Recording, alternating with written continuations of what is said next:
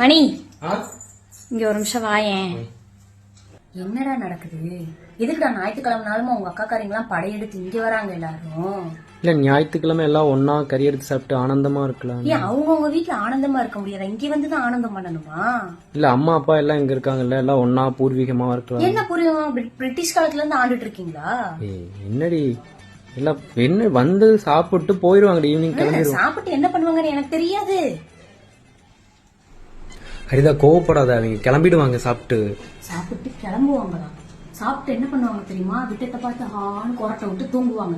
தூங்கி எந்திரிச்சு ஒரு அக்கா வந்து டீ வேணும்னு கேட்பாங்க.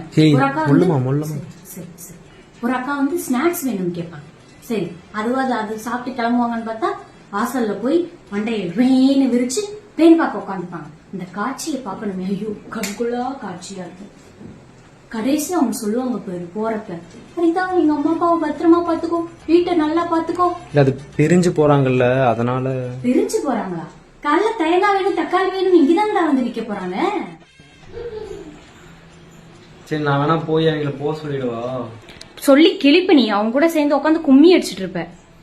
நீ திட்டிக்கிட்டே இருக்க, நான் போய் எங்க அக்காட்ட சொல்றேன். எங்க போற? நான் போய் சொல்லுவேன். சரி திட்டுல வா, மரத்துல வா வா வா சொல்லல வா.